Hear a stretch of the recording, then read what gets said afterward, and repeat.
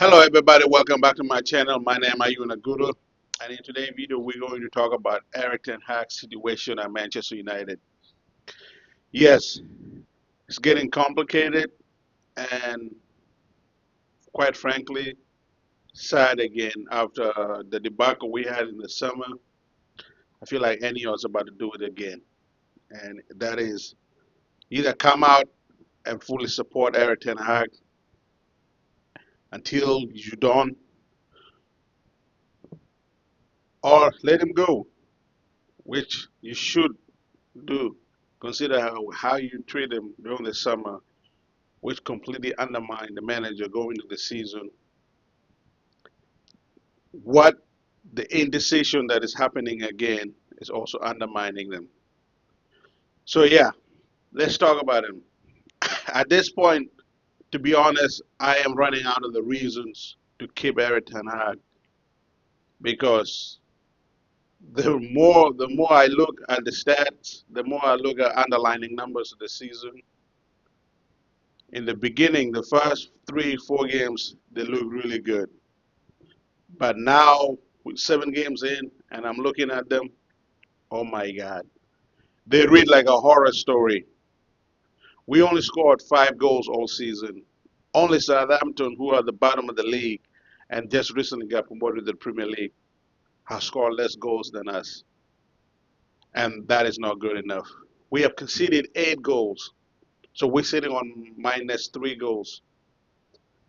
Manchester United should never be minus goal difference. That's just embarrassing. We only have like 7 points. This is officially the worst season in the worst start to a season in Manchester United history. And the crazy part is the last worst ever start to a season was also under Eric Ten Hag. So this man is not helping himself. The more the underlying stat I read out, the more it get worse for him. Because we can all agree that in the eye test, he's failing. Because not only do we look horribly, the stat now back it up that we look horribly. And I'm being a big believer in that we need to give a manager time in order to fix their mistakes. And I watch a lot of Steve Halson, and you guys go check his channel out. He does really good content at Paddock and his own channel. And he keeps saying that like some manager is gonna have to be given a time. He's not saying Eric and I need to be given time. He say a manager eventually gonna have to be given time in order to sort this out. And my argument is that if a manager that won 2 trophies, went to three finals, is not the one that is given time, then I don't know what else can a manager do to own themselves the opportunity to be given time to fix problems. And that's where we at right now. Is that Enios just had a meeting Monday and Tuesdays, even though they say it was a regularly scheduled meeting. Manager conversation was a big part of the agenda. And right now, we haven't heard not a single thing regarding this either way. And that is frustrating to me is that you didn't come out and fully back your manager, which is undermining him under his own players, and you basically did not put the board of confidence in him after he's struggling. And however, you still haven't sacked him, and that is when people thought he should be sacked. So the indecision of any of us is starting to worry me. Because in the summer, that was a perfect opportunity to get rid of Eric Ten Hag if they didn't believe in him. Which, according to a lot of sources, they don't believe Eric Ten Hag is the guy for the future. So my worry is that you're employing a guy that you know is not the guy to move you forward. So therefore, you just spent all of those money in the summer for nothing. What if, no matter how much you think the next manager is gonna suit your profile and you won't have to change? What if he prefer a different striker than Xerxes? A different striker that can do all the things that Xerxes is doing, but can actually score. And what if he prefer that striker better? What if he told you guys we could do everything we need to do to get Benjamin Sesko? Then you just spend all of that money on Xerxes, and you have all of that you have all of that money tied up on Hoyland, and both of them are not potentially the future strikers in that position.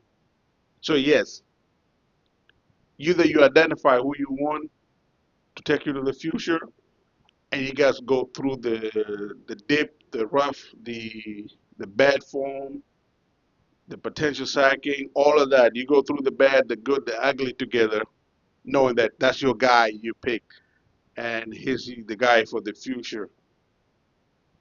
But being in this weird limbo area is kind of causing more harm than good, because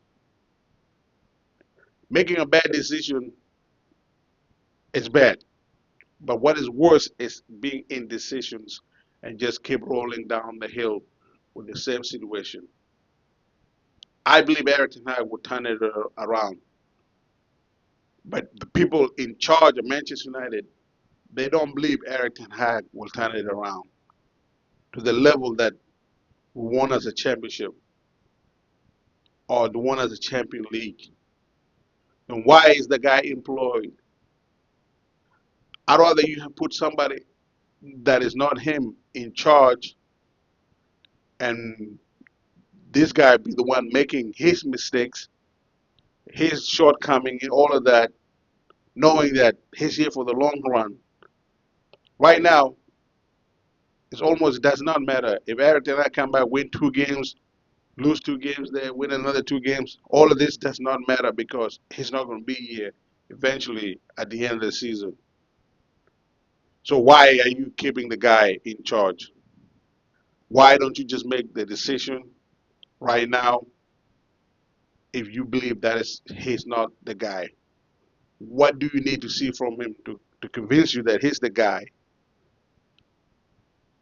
But the report that coming now, you guys are already convinced he's not the guy.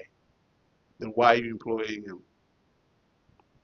So my worry right now is starting to become with Enio's decision making, because in the summer, if they truly, which is the case, they believe Eric Ten Hag was not the guy, to the point that they offer Thomas Tuchel the job. Why go back on it and give Eric Ten Hag the job now, and not even with a new contract, just a contract extension to his current contract, and that it was a year that was built into it? Undermine him from the beginning, and then expect him to deliver a good result into the season without ever coming out and publicly back him, and then going through all of this motion to try and say, oh, he's our guy, but we believe in him, but it's not really our guy. So, Elliot, you guys need to make up your mind.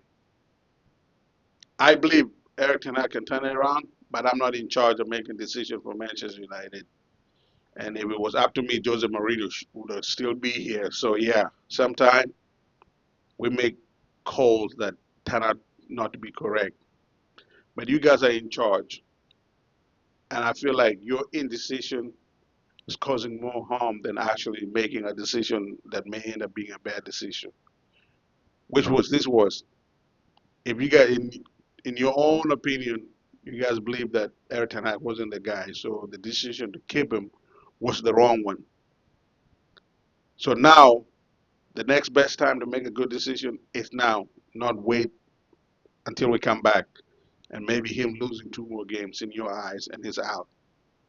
Because to me, If we come back and Eric Ten Hag is still in charge, I want him to be in charge until the end of the season. Whatever happened, Eric Ten Hag get until the end of the season, and we will figure out at the end of the season what to do with him. Hopefully by then he win a few more trophies and he can leave with his dignity intact because you don't treat a guy you plan to keep this way. You change everything underneath him and never actually communicate effectively with him. So yes, I'm kind of pissed off that they're doing this, but it is what it is. And we will see how this turn out. But thank you guys for watching my channel. Please don't forget to subscribe, hit the like button, and share this with your friend. Leave a comment if you disagree with me, or if you agree with me, leave a comment. And basically, what should we do with Eric Ten Hag? Keep him until the end of the season or sack him now? Thank you and appreciate it. Peace out.